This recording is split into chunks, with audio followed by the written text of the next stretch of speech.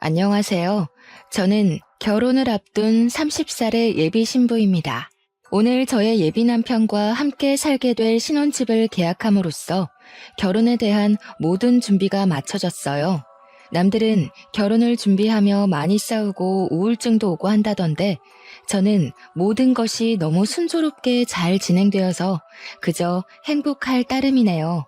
아무 고민 걱정 없는 제가 이렇게 사연을 보내게 된 이유는 제 옆에 있는 현재 예비 남편이 아닌 2년 전에 만났던 이전 예비 남편에 관한 이야기를 하기 위해서입니다. 사실 저는 2년 전에 결혼까지 약속한 사람이 있었어요. 그 당시에는 정말 내 인생의 마지막 남자라 생각하고 만났는데 결국에는 그 사람에게 어이없이 파혼당하고 헤어졌네요.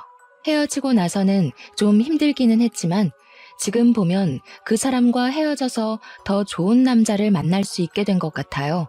그럼 지금부터 2년 전으로 돌아가 저의 이전 예비 남편 이야기를 꺼내볼까 해요. 2년 전, 저는 아버지의 회사에서 격리로 근무하고 있었습니다. 아버지의 회사는 저희 할아버지부터 운영을 해오던 회사로 설립한 지 60년이나 되었고 직원 수도 80명에 연 매출도 100억이 넘는 알짜배기 중소기업이랍니다. 할아버지께서 회사를 설립하고 대표로 계시다가 5년 정도 전에 건강 악화로 경영 일선에서 물러나시고 그 자리를 아버지가 물려받게 되었죠. 사실 처음에는 아버지의 회사에 들어가지 않으려고 했어요. 왜냐면 아버지의 회사는 화학 관련 회사인데 저는 이쪽은 아예 관심도 없고 전혀 모르는 데다가 회사보다는 사회복지 쪽에 관심이 더 많았거든요. 그래서 화학과를 가라는 아버지의 뜻을 따르지 않고 사회복지학과를 졸업하고 사회복지 관련 센터나 요양원을 차려 운영하려고 했답니다. 그런데 아버지는 유일한 자식인 제가 이 회사를 물려받기를 원하셨어요. 하지만 제가 계속 싫다고 하자 그럼 아버지는 딱 3년만 회사에서 일을 해보고 정말 아니라고 생각되면 그때 제가 하고 싶은 대로 하라고 하셨습니다. 처음에는 말도 안 되는 소리라고 거절했지만 아버지는 사회복지센터나 요양원도 엄연한 기업인데 아무것도 모른 채 멋모르고 운영해서 실패하는 것보다는 아버지 옆에서 3년간 일하며 회사 운영하는 방법을 보고 배우는 것도 좋지 않겠냐고 하시더라고요. 곰곰이 생각해보니 아버지의 말씀이 틀린 말은 아니라서 그 뒤로 아버지의 뜻을 따라 회사에서 일하게 되었습니다. 그러나 회사 일은 역시 제 적성에 맞지 않았어요. 그래도 아버지께 말씀드린 것도 있으니 지루하고 일하기 싫어도 꾸역꾸역 참고 일을 했죠. 그러던 어느 날 회사에 제 이상형에 가깝고 목소리도 아주 멋진 분이 방문했습니다. 그분은 우리 회사 거래처 사장님의 둘째 아들인데 아버지 회사에서 일하게 되었다며 앞으로 잘 부탁드린다고 꾸벅 인사를 하더라고요. 저는 커피 한 잔을 건네주며 이야기를 잠시 나눴는데 나이는 저와 같은 28살에 이름은 홍민호였어요. 잠깐의 시간이었지만 둘 다 아버지의 회사에서 일하고 나이도 같다는 공감대가 있어서 그런지 대화가 잘 통한다고 느껴졌답니다. 그 뒤로 회사 업무를 핑계로 몇 번 통화도 하고 만나서 이야기도 나누면서 친분을 서서히 쌓아갔고 그렇게 몇 달이 지나 우리는 연인이 되었어요. 연애만 할 때는 그저 행복했습니다. 제가 평소에 꿈꿔왔던 이상형이었고 목소리가 너무 멋지고 무엇보다 항상 자신의 의견보다 제 의견을 우선시해 주었거든요. 저는 이 사람과 결혼하면 평생 행복하게 살 수 있을 것 같다는 확신이 들었고 연인 사이가 된 지 6개월 만에 정식으로 부모님께 인사를 드리자고 했습니다. 예비 남편도 저의 생각에 동의해서 먼저 이번 주말에는 우리 집에 먼저 인사를 드리고 다음 주말에 예비 남편의 집에 인사를 드리기로 했어요. 예비 남편이 우리 집에 오기로 한 날 아침이 밝았어요. 우리 엄마는 제가 집에 남자를 데리고 온다고 하자 아주 많이 반가워하시며 새벽부터 일어나 이것저것 음식을 장만하셨습니다. 평소에는 잘 주시지도 않던 생선에 갈비찜에 전복에 각종 나물까지 무슨 잔치상을 차려놓으셨더라고요. 엄마를 도와 상차림이 마쳐지고 얼마 지나지 않아 예비 남편한테 집 앞이니 대문을 열어달라는 전화가 왔어요. 문을 열어보니 예비 남편이 서 있었는데 저는 약간 실망했습니다. 저희 부모님은 친구의 집에 처음 방문할 때에는 작은 음료수나 과자라도 사들고 가는 것이 예의라고 알려주셨는데 예비 남편은 빈손으로 왔더라고요.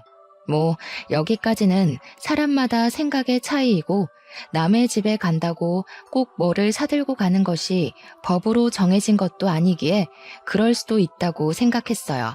그런데 결혼을 생각한 사람의 집에 첫인사를 오는데 회사에서 입는 작업복을 입고 온 것이 아니겠어요? 제가 회사에서 일하다가 온 거냐고 물으니 그것도 아니고 작업복이 제일 편해서 그냥 입고 왔다고 하더라고요. 사실 우리가 그동안 만날 때마다 예비 남편은 회사에서 일하다가 와서 작업복을 그대로 입고 만났어요. 어차피 둘이서만 만나는 거고 예비 남편은 아버지의 회사를 물려받을 생각으로 회사에서 먹고 자고 생활하니 그런 부분에 대해 큰 불만은 없었습니다. 하지만 오늘은 엄연히 결혼을 염두에 두고 만나는 첫 자리인데 작업복을 입고 오는 것은 좀 아니잖아요. 게다가 일하다가 온 것도 아니고 그냥 단순히 편하다는 이유로 이렇게 왔다는 것이 저는 이해가 잘 되지 않더라고요. 부모님도 조금 당황하신 눈치였지만 일단 제가 집에 처음으로 데리고 온 남자이니 반갑게 맞이해 주셨습니다. 예비 남편은 엄마가 준비하신 음식을 아주 맛있게 먹었고 엄마는 그런 모습이 보기 좋았는지 이것저것 더 먹으라고 챙겨주시더라고요.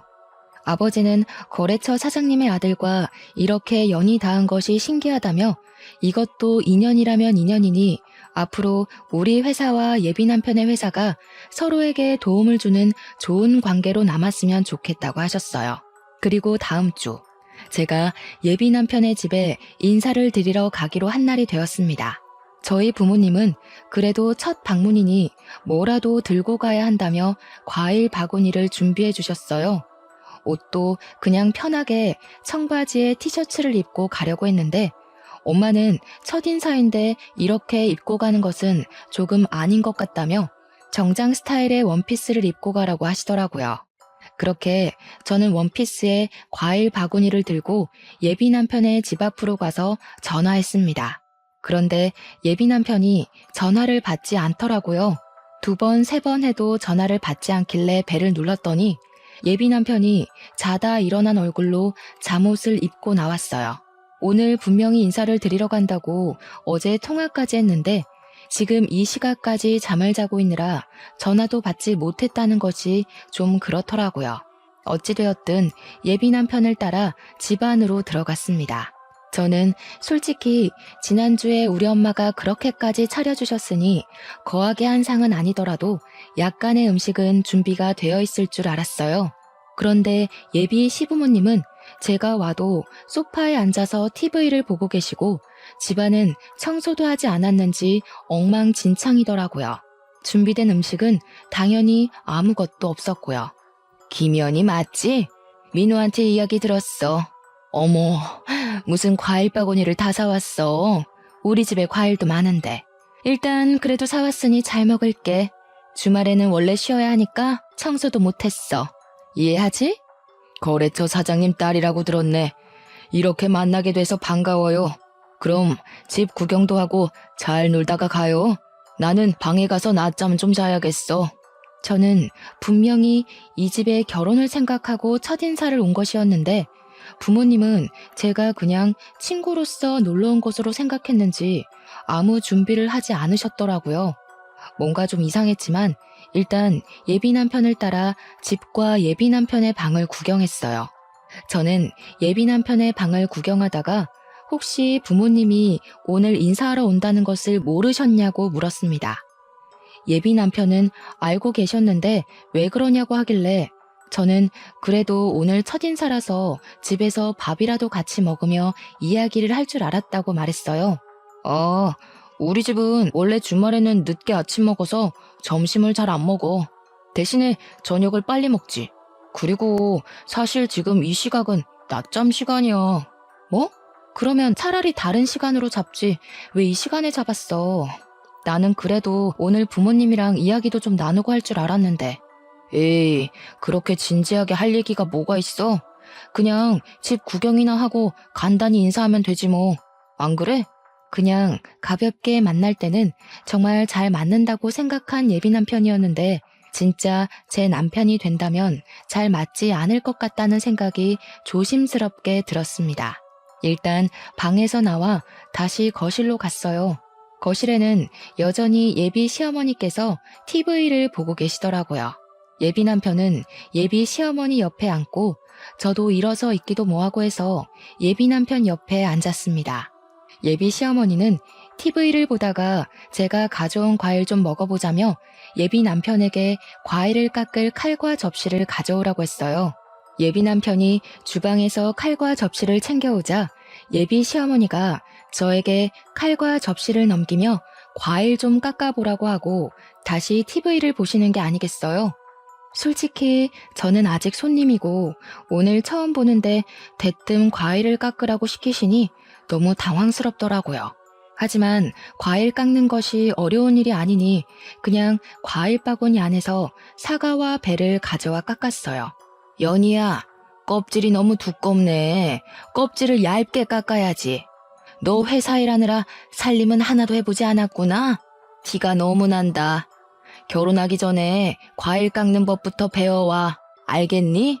예비 시어머니는 제가 깎아둔 껍질을 들고 너무 두껍게 깎았다고 타박하며 과일을 드시기 시작했어요.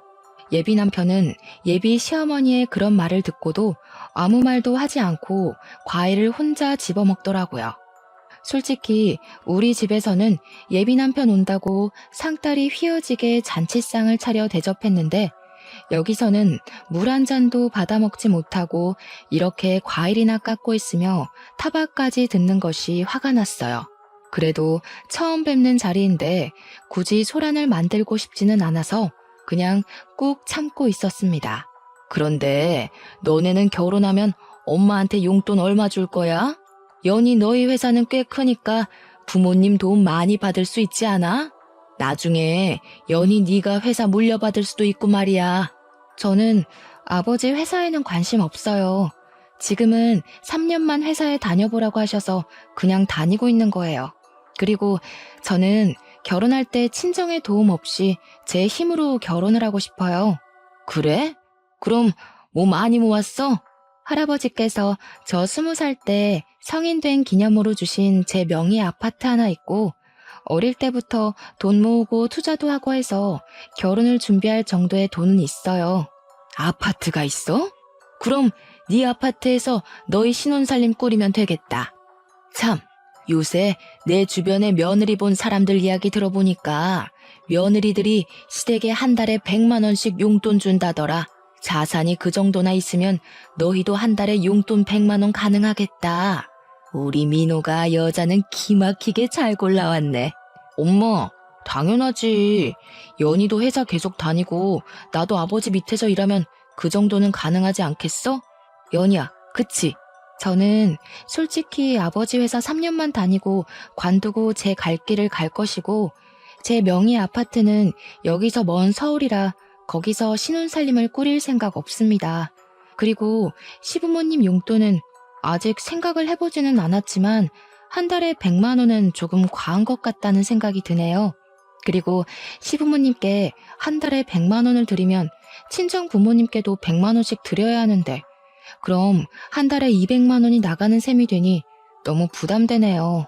너도 설마 시댁과 친정이 무조건 똑같아야 한다고 생각하는 그런 아이니? 어차피 친정은 회사도 엄청나게 잘 되고 돈도 많은데 굳이 용돈을 왜 드려? 그리고 아파트가 회사가 멀어서 그곳에서 신혼집 못 꾸리겠으면 그 집 팔면 되잖아. 그 팔고 난 돈으로 이 근처에다가 신혼집 얻어서 살면 되지. 그러면 빚도 생기지 않고 딱 좋네. 그치? 무조건 안 된다고 하지만 말고 내 말 한번 진지하게 생각해봐. 어른 말 잘 들으면 자다가도 떡이 나온단다 얘야. 예비 시어머니는 제 명의 아파트를 판 돈으로 이 근처에 신혼집을 마련하고 한 달에 자신에게 100만 원씩 보내주길 바라는 눈치였습니다.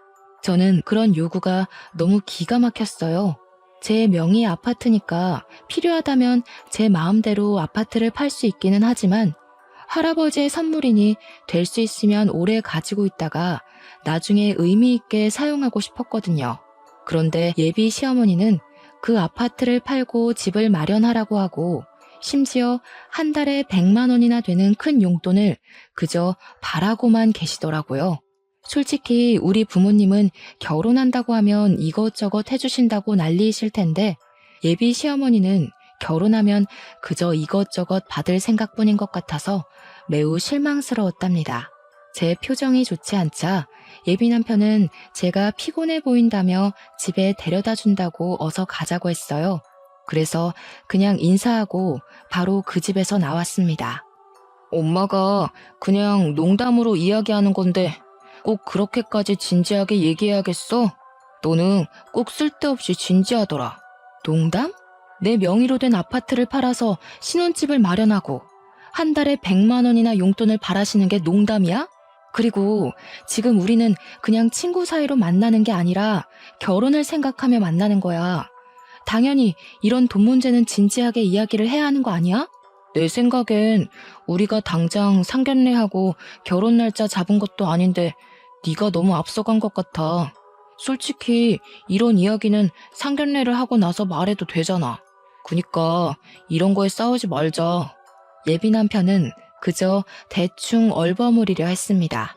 그날은 저도 너무 기분이 상해서 예비 남편과 더는 이야기하지 않고 집 앞에서 바로 헤어졌답니다. 집에 도착하니 엄마가 처음으로 갔는데 어땠냐고 물어보셨어요. 저는 그날 있던 모든 일을 다 말씀드리려다가 엄마가 속상해 하실까봐 자세히는 말 안 하고 그냥 좋았다고만 했답니다. 그런데 제 표정이 영 아니었는지 자꾸 캐물으시더라고요. 어쩔 수 없이 모든 상황을 이야기하니 저번에 우리 집에 올 때도 빈손으로 오고 복장도 그래서 좀 실망했는데 역시나 그런 일이 있었냐며 결혼하는 것은 진지하게 고민해봐야겠다고 하셨어요. 솔직히 제 생각도 엄마의 생각과 다르지 않았습니다. 오늘 한번 뵀지만 예비 시댁은 너무 기본적인 예의도 없고 아무것도 안 하고 그저 바라기만 하는 것이 보였거든요. 저녁을 먹을 때도 제가 계산하고 커피나 술을 마실 때도 다 제가 계산했습니다. 심지어 예비 남편 집을 방문하고 일주일 후가 제 생일날이었는데 생일 선물은커녕 케이크 한 조각도 없었더라고요. 제 생일날도 그냥 작업복 입고 와서 식당에서 밥을 먹고는 예비 남편이 산다길래 알겠다고 했는데 계산하려고 보니 지갑을 회사에서 가져오지 않았다는 거예요. 사람이 바쁘면 그럴 수도 있겠지 싶어 제가 식사 비용을 계산했어요. 그런데 어이없는 건 차에 가보니 지갑이 떡하니 있더라고요. 지갑을 본 예비 남편이 당황해하는데 일부러 놓고 간 것 같다는 생각이 들었답니다. 뭐 우리가 그리 비싼 밥을 먹은 것도 아니니 제가 얼마든지 계산을 할 수 있었고 제 생일이라고 꼭 선물을 받아야 한다는 것도 아니에요. 그런데 요리조리 피하면서 그냥 돈을 한 푼도 쓰지 않으려는 모습이 보이니까 너무 얄밉더라고요. 그렇게 한 달이라는 시간이 지났습니다. 한 달 동안 예비 남편은 저와 만나며 한 번도 계산하지 않았고 저 혼자 데이트 비용을 내니 너무 부담스러워서 만나는 횟수도 줄이고 있었답니다. 그러다가 예비 남편의 생일이 다가왔고 선물을 준비하려다가 예전에 예비 남편이 제게 했던 대로 그냥 밥만 먹으려고 했어요. 맘 같아서는 저도 똑같이 지갑을 두고 가고 싶었지만 그래도 그건 아닌 것 같아 그러지는 않기로 했네요. 그런데 자신의 생일 일주일 전부터 블루투스 이어폰이 일할 때 필요하다며 자꾸 블루투스 이어폰을 생일 선물로 사달라는 식으로 이야기하더라고요. 저한테 돈을 한 푼도 쓰지 않으려는 예비 남편에게 굳이 블루투스 이어폰을 사주고 싶지는 않았어요. 제가 예비 남편의 엄마도 아닌데 왜 블루투스 이어폰을 사다 줘야 하나요? 그래서 저는 그냥 계속 모른 척하고 예비 남편 생일날 아무 선물 없이 밥만 먹고 헤어졌네요. 그렇게 일주일 정도가 지나 금요일이 되었습니다. 회사에서 일하는데 아버지가 저를 대표실로 부르셔서 들어가 보니 눈물을 흘리시며 퇴근할 준비를 하고 계시더라고요. 무슨 일이냐고 여쭤보니 건강이 좋지 않으셔서 입원해 계시던 할아버지께서 곧 돌아가실 것 같으니 빨리 병원으로 오라고 연락이 왔다는 거예요. 저는 아버지를 모시고 바로 병원으로 갔습니다. 병원에 가니 이미 엄마는 도착해 계셨는데 할아버지는 숨쉬기조차 버거워 보이셨어요. 그 와중에도 아버지와 제가 온 것을 보시고는 힘겹게 미소를 지으시고 눈을 지그시 감으시더라고요. 그렇게 감긴 할아버지의 눈은 영원히 떠지지 않았답니다. 우리 가족은 고인이 되신 할아버지의 장례 준비를 시작했어요. 빈소를 차리고 영정사진을 준비하고 지인들에게 부고를 보냈죠. 예비 남편에게도 부고를 보내니 지금 바로 장례식장으로 가겠다는 연락이 왔어요. 그리고 전화를 끊고 1시간 만에 예비 남편이 장례식장에 도착했어요. 예비 남편은 먼저 할아버지께 인사를 드리고 나서 우리 가족을 돕다가 늦은 밤이 되어서야 집으로 돌아갔네요. 저는 할아버지가 돌아가셨다는 소식을 듣자마자 바로 달려와서 도와준 예비 남편에게 너무 고마웠어요. 사실 그 전까지만 해도 예비 남편에게 많이 서운했었지만 그런 감정이 모두 다 사라지고 그저 고맙고 또 고마울 따름이었습니다. 그리고 다음날 할아버지의 입관식을 마치고 슬픔에 잠겨 있는데 모르는 번호로 전화가 왔어요. 내 번호 몰랐지? 나 민호 엄마. 그니까 장차 너의 시어머니가 될 사람이야. 다름이 아니고 오늘 오후에 김치 담글 건데 와서 배워. 결혼 전에 시댁에 드나들면서 가족들과도 친분을 쌓고 해야 하는 거다. 저번에 민호 형, 그니까 너의 아주버님도 못 봤잖아. 오늘 와서 인사도 좀 하고 저번에 과일 깎을 때 보니까 살림 솜씨도 영 없는 것 같은데 이참에 와서 살림도 배우고 해라. 민호한테 못 들으셨나 봐요. 저희 할아버지 돌아가셔서 지금 장례식 중이에요. 저 못 갑니다. 알아. 어제 민호한테 들었어. 그런데 부모 장례식도 아니고 조부모 장례식인데다가 너는 손녀인데 굳이 꼭 사흘 내내 있어야 하니? 그냥 내일 발인 때나 가면 되지. 일손이 부족하기도 하고 지금 할 일이 태산이니까 어서 와라. 알겠니? 정말 너무하시네요. 제가 진짜 그 집 며느리도 아니고 설사 며느리라 해도 할아버지가 돌아가시면 시댁에 무슨 일이 있어도 당연히 장례식장에 가야 하는 거 아닌가요? 지금 결혼도 안 한 제가 할아버지의 장례식도 불참하고 고작 예비시댁에 김장하러 가야 할 이유 전혀 없다고 보는데요. 뭐? 너 말 다 했니? 고작 예비시댁? 그리고 김장이 얼마나 중요한 일인데 어떻게 말을 그딴 식으로 하니? 너 정말 못 배워먹은 아이구나. 정말 너무하다. 정말 너무한 건 어머님이시죠. 그리고 누구든 조부상 중이면 이런 말 전에 위로부터 하는 게 당연한 겁니다. 조부상을 당한 것을 알면서도 위로는커녕 김치를 담그러 오라니. 지나가는 사람 붙잡고 물어보세요. 이게 옳은 일인지요? 저는 처음에 예비 시어머니가 김장하러 오라길래 당연히 할아버지가 돌아가신 사실을 모른다고 생각했습니다. 그런데 예비 시어머니는 그 사실을 아는데도 저는 손녀이니 굳이 3일 다 있을 필요가 없다며 김장을 배우러 오라고 하는 게 아니겠어요. 제가 참지 않고 말대꾸를 하자 예비 시어머니는 황당해하면서 더 뭐라고 하려고 했지만 입관식을 할 때 하도 울어서 목소리도 잘 나오지 않고 더는 그런 쓸데없는 말을 들을 필요가 없다고 생각되어 그냥 끊어버렸습니다. 잠시 뒤에 예비 남편한테 문자가 오더라고요. 엄마가 김장할 때는 할 일이 많아서 예민해져 있다며 방금 엄마가 전화로 이야기한 것은 자신이 대신 사과한다고 미안하다고요. 저는 뭐라고 더 따지려다가 장례식 중이라 싸울 기운도 없고 장례식 둘째 날이 토요일이라 손님이 많이 계셔서 그냥 알겠다고 답장하고 말았네요. 그리고 셋째 날 새벽부터 예비 남편이 왔더라고요. 할아버지의 발이 나는 것을 지켜보고 우리 가족이 울고 있으니 손수건을 가져다 주기도 하고 다들 밥을 먹지 못하고 있으니 율무차를 뽑아오는 등 알뜰살뜰히 우리 가족을 챙겨주었습니다. 전날 김장하느라 예비 남편도 힘들었을 텐데 새벽부터 와서 함께 해주니 너무 고마웠어요. 예비 남편이 잠깐 자리를 비웠을 때 엄마는 처음에 사람이 영 아닌 것 같았는데 다시 보니 오해한 것 같다고 하셨어요. 저 역시 할아버지의 장례식을 통해 예비 남편이 다시 보였답니다. 모든 장례를 마치고 아버지도 너무 고맙다며 조만간에 크게 밥 한 번 사겠다고 약속하셨어요. 그 후로 부모님은 예비 남편에게 밥을 사줘야 하니 약속을 잡으라고 했지만 예비 남편의 회사 일이 갑자기 바빠지는 바람에 그 뒤로 밥은커녕 데이트도 제대로 못했네요. 시간이 흘러 설날이 다가왔어요. 우리 가족은 명절이 되면 평소에 바빠서 가지 못했던 여행을 가요. 연휴가 길면 해외로 가기도 하는데 이번에는 연휴가 짧아서 제주도로 여행을 가기로 계획하고 이 사실을 예비 남편에게도 이야기했습니다. 제주도? 그럼 설날에 우리 집 못 와? 당연히 못 가지. 그리고 우리가 아직 결혼도 안 했고 날짜를 확실히 잡은 것도 아닌데 아직 연휴라고 가는 건 좀 그렇지. 안 그래? 우리 집은 당연히 네가 명절 때 와서 음식도 장만하고 차례상도 같이 준비한다고 생각했는데 어차피 매년 갔던 여행인데 이번 여행은 너만 빠지고 우리 집에 와서 자고 가면 안 되나? 이미 비행기 표까지 다 예약했는데 어떻게 그래? 그리고 내가 명절 때 너네 집 가면 너는 우리 집에 올 거야? 너네 집은 제주도 간다며. 그니까 가봤자 의미가 없지. 될 수 있으면 빠져봐.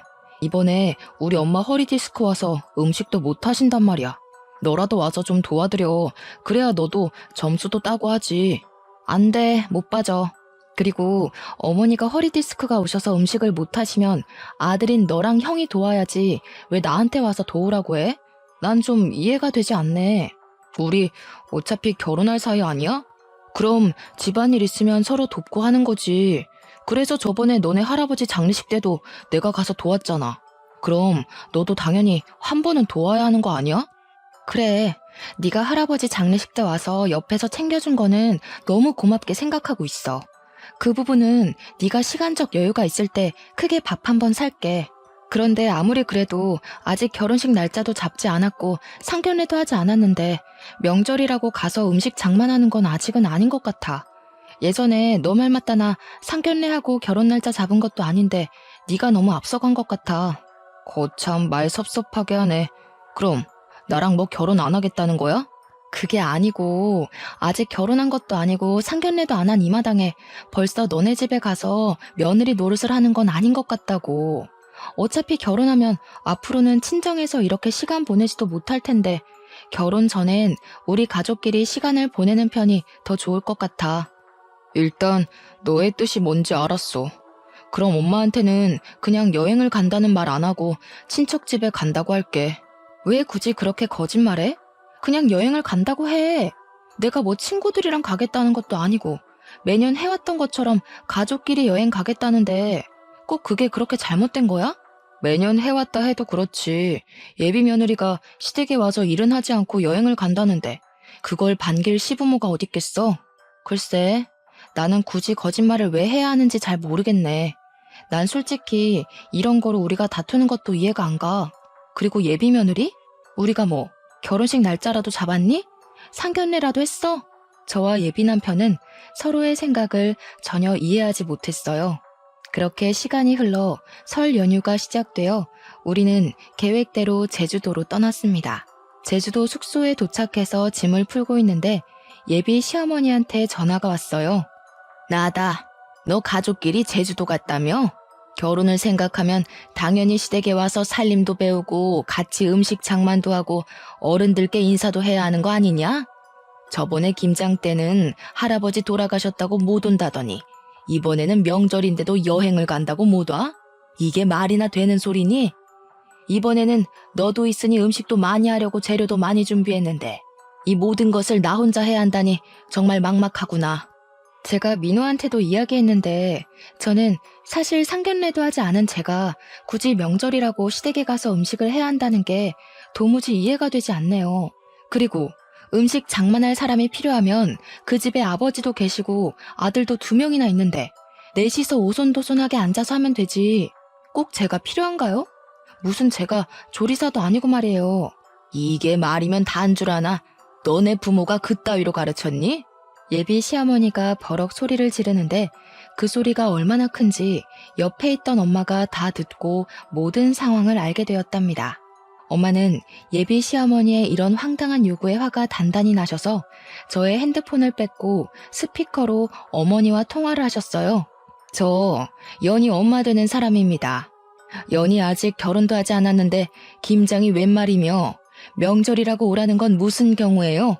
막말로 대개 아드님이 결혼 전부터 우리 집에 불려오면 좋겠습니까? 예비 며느리도 엄연히 며느리입니다. 앞으로 우리 집에 사람이 될 텐데 와서 살림도 배우고 가풍도 배우고 해야지요. 그리고 사위랑 며느리는 달라요. 며느리는 시댁에 뼈를 묻어야 하는 사람이에요. 사위는 백년손님, 며느리는 출가외인도 모르세요?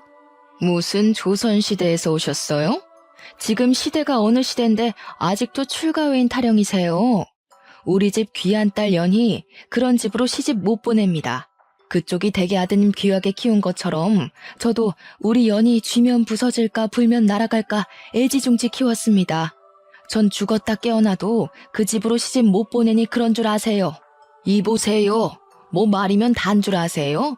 그리고 그렇게 나오면 제가 몰라봬서 죄송하다고 할 줄 알아요? 저도 그 집이랑 결혼 못해도 아쉬울 거 하나 없어요. 시댁에 대한 기본 도리도 모르는 아이를 며느리로 드릴 마음 추호도 없습니다.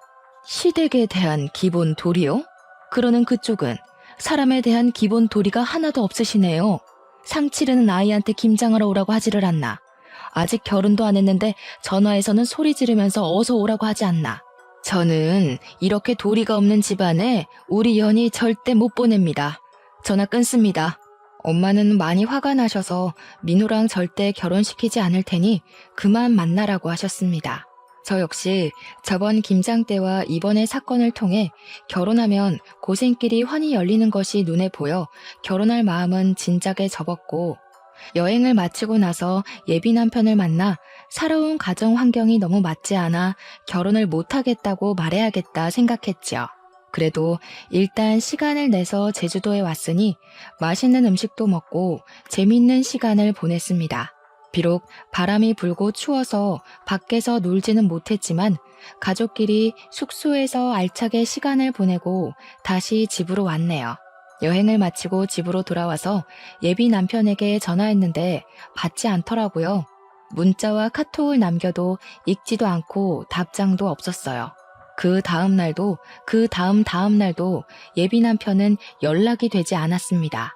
집으로 찾아갈까 했지만 뭐 지금 서로 애틋해서 하루라도 못 보면 죽겠는 사이도 아니고 헤어지자고 말하려는 판에 굳이 집 앞까지 찾아가고 싶지는 않더라고요. 그냥 언젠간 연락이 오겠지 싶었고, 또 무엇보다 우리 회사에 업무차 2주일에 한 번씩은 오니까 언젠간 회사에서 볼 거로 생각했답니다. 그렇게 연락이 되지 않은 지 4일 정도가 지났어요. 예비 남편의 회사에서 사람이 왔다길래 보니까 예비 남편이 아닌 다른 사람이 와 있더라고요. 혹시 누구시냐고 했더니 예비 남편 회사 사장님의 첫째 아들, 즉 예비 남편의 형이었어요. 인사를 하고 제자리에 와서 일하려는데 회사에서 오랫동안 근무를 한 과장님이 예비 남편의 형이 예전에 파혼하고 정말 오랜만에 왔다는 거예요. 무슨 말이냐고 했더니 4년 정도 전에 결혼한다며 엄청나게 좋아하면서 청첩장까지 돌렸는데 결혼하지 못했대요. 그러면서 외모도 나쁘지 않고 성격도 좋으신 분 같은데 왜 파혼을 했는지 모르겠다고 하더라고요. 저는 그 이야기를 들으니 왜 파혼한지 알 것만 같았어요. 시어머니라는 사람이 아직 상견례도 안 하고 결혼 날짜도 잡지 않은 제게 앞으로 며느리가 될 사람이라며 얼토당토 아니한 것들을 과하게 요구하는데, 결혼 날짜까지 잡았었다면 황당하고 어이없는 것들을 얼마나 요구했겠어요. 보나마나 불보듯 뻔하죠. 형님이 성격이 좋아도 시어머니 자리가 그 모양인데 어떻게 결혼까지 할 수 있었겠습니까? 저는 형님과 결혼하려고 했던 그 여자분의 마음이 100번, 1000번 이해가 가더라고요. 그렇게 한 달 정도가 지났지만 여전히 예비 남편은 연락도 문자도 없었어요. 물론 우리 회사에도 오지 않았고요. 연락이 없는 지 2달 정도 되었을 때 집에서 쉬고 있는데 아버지가 아직도 민호와 만나고 있냐고 물어보셨습니다. 그래서 솔직히 제주도에 다녀온 이후로 연락이 두절돼서 만나고 있지는 않은데 따로 집에 가서 기다리기도 싫고 해서 그냥 연락 없이 지내고 있다고 했어요. 10살짜리 애들도 아니고 결혼까지 생각했다가 헤어질 마음이 있으면 만나서 이야기하고 제대로 끝내야지. 일방적으로 연락을 끊는 건 무슨 경우라니? 아들이나 그 아버지나 정정당당하지 못한 것은 똑같구나. 사실 민호네 회사에서 우리 회사 제품이 좋지 않은 것처럼 거짓말을 하며 악의적으로 허위 사실을 유포했단다. 내가 알아보니 거기 사장, 그러니까 민호의 아버지가 그런 짓을 벌인 것 같아. 그래서 요새 회사 매출이 떨어진 거예요? 보니까 거래처에서 연락도 많이 안 오고 거래량도 많이 줄었더라고요. 그래. 그래서 거래처 사장들한테 일일이 다 전화해서 오해라고 말하고는 있는데 일단 너는 지금 헤어진 것이 맞는 거지? 마음 같아서는 경찰에 허위사실 유포죄로 고소해버리고 싶지만 경찰서 들락날락하는 것도 번거로운 일이니 그렇게까지는 않고 그냥 너와 민호와 있던 일들 거래처에 이야기하며 인성이 좋지 않은 집안이라고 거래처들에 말하고 싶은데 그래도 되겠니? 네, 전 그래도 상관없어요. 그냥 그렇게 꼭 해주세요. 그런 집은 절대로 잘 되면 안 돼요. 그 후로 아버지는 거래처 사장님들께 예비 남편과 저의 이야기를 다 퍼뜨렸습니다. 그랬더니 거래처 사장님들은 예비 남편의 회사가 경영도 아주 더럽게 하고 인성도 별로라며 하나 둘씩 예비 남편의 회사와 거래를 끊겠다고 했답니다. 결국 예비 남편의 회사는 매출이 없어 회사가 문을 닫았고 이렇게 회사가 망하고 나니 그제야 예비 남편에게 전화가 왔어요. 야, 너네 아버지 때문에 우리 회사 다 망했잖아. 이게 지금 뭐 하는 짓이야, 치사하게. 오랜만이네. 몇 달 만에 연락했으면 최소한 그동안 잘 지냈냐고 안부 인사 먼저 하는 게 예의 아니니? 먼저 치사하게 나온 쪽이 누군데 우리한테 난리야? 우리 아버지가 무슨 근거 없는 이야기 했니? 우리는 실제 사실을 이야기한 것 뿐이야. 그리고 너는 애도 아니고 헤어진다고 잠수를 타냐? 나 참 어이가 없어서. 아니다. 기본적인 예의도 모르고 바라는 것만 많은 너네 집이랑 시작 전에 이렇게 헤어지는 게 다행이지. 아무래도 우리 집 조상신이 나를 구해준 것 같네. 뭐? 너 어떻게 말을 그따위로 해? 제정신이야? 아무리 그래도 우리 결혼을 생각하고 진지하게 만났던 사이였어. 그래, 우리 결혼을 생각한 사이였지. 그런데 너는 그렇게 잠수 타냐? 지금 우리 거의 3달 만에 연락한 건 알고 있지? 우리가 정말 진지하게 만남을 생각했다면 이렇게 오랫동안 잠적했겠어? 우리는 이제 결혼을 앞뒀던 사이가 아니라 원수보다도 못한 사이가 된 거야. 알겠니? 더는 너랑 내가 할 얘기 없을 것 같은데 끊는다. 차마 잘 지내라는 말은 못하겠다. 안녕. 저는 마지막으로 하고 싶던 말 다 쏟아내고 끊어버렸고 그 뒤로 연락이 오지 않았습니다. 이렇게 저는 파혼했네요. 그 뒤로 한동안은 뭔가 마음이 허해서 회사 일과 공부에만 미쳐서 살았어요. 그 결과 회사에서도 인정받고 컴퓨터 관련 자격증도 따고 영어 실력도 향상되었죠. 그렇게 살다가 회사에서 좋은 대리님을 만났고 그분은 저의 진짜 예비 남편이 되어 결혼을 앞두고 있답니다. 물론 파혼을 한 저의 사연도 다 말했는데 제 상황을 누구보다 안타까워했고 이해해 주었어요. 게다가 제 진짜 시부모님이 되실 분들은 너무 인자하시고 집에 방문하면 하나라도 더 챙겨주시려고 하세요. 정말 저를 딸처럼 생각하시는 것이 눈에 보여서 너무 감사한 마음으로 행복하게 결혼 준비를 하고 있답니다. 연애와 관련된 말 중에 똥차가 가고 벤츠가 온다라는 말 있죠? 아마 한 번쯤은 다들 들어보셨을 텐데 저는 사실 이 말을 싫어했어요. 본인 스스로 벤츠를 살 수 있는 능력을 키우면 되는데 아무것도 하지 않고 벤츠처럼 좋은 남자가 오기만을 기다리는 것 같았거든요. 그런데 똥차를 만나고 허한 마음을 채우려 이것저것 공부하며 스펙을 쌓으니 정말 제 인생에 벤츠 같은 남자가 왔네요. 2년 전 파혼을 겪으면서 한때는 정말 우울하기도 했는데 그래도 지금 생각하면 그때 많이 배우고 내면적으로 성장하게 된 계기가 된 것 같아요. 지금 제 사연을 듣고 계시는 분 중에서도 예전에 저처럼 파혼을 생각하시거나 파혼을 이제 막 경험한 분들도 분명히 계실 것으로 생각합니다. 파혼을 겪었다고 해서 인생을 실패한 것이 아니니 너무 좌절하지 마세요. 여러분에게 파혼의 시련을 안겨준 똥차가 갔으니 이제는 자신의 스펙을 쌓고 내면을 착실하게 다져서 여러분만의 벤츠를 꼭 찾으셨으면 좋겠습니다. 희망과 용기를 잃지 마시고 열심히 살아보자고요. 저의 사연을 듣고 누군가는 위로와 용기를 얻길 바라며 저의 이야기를 마쳐볼까 합니다. 들어주셔서 감사합니다.